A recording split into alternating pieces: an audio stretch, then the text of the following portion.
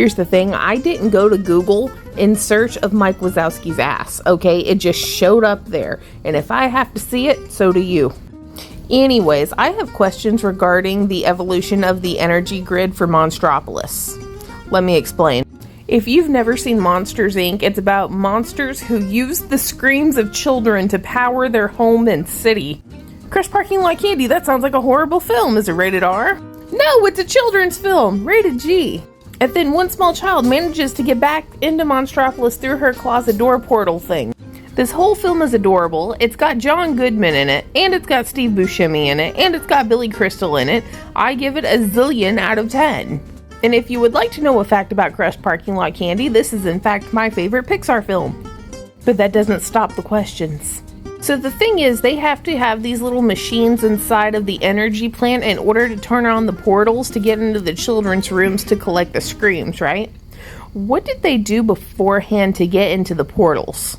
Like, this feels like scientific evidence. I don't think they could have found this, like, organically. The big setup in this movie is that there's not enough scream power to go around and that they're experiencing both rolling blackouts and an energy crisis, right?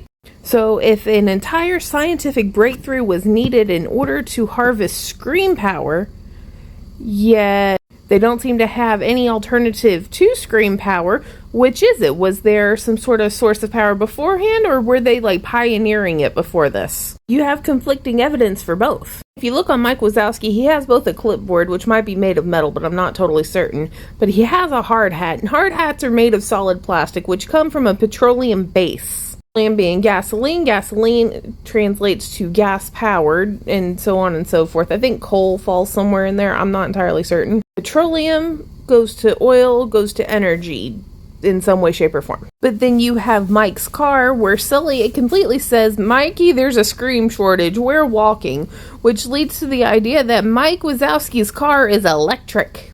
Are all the cars in Monstropolis electric? Also, did they ever try to harvest their own screams, or was that like their original pioneer days, like Edison's light bulb? Maybe that's how monsters got a reputation for being scary. Okay, in order to gain electricity, they had to make people scream. So they would take other monsters during like their monster renaissance or whatever, and they would torture them until they screamed, and that's how they powered their homes.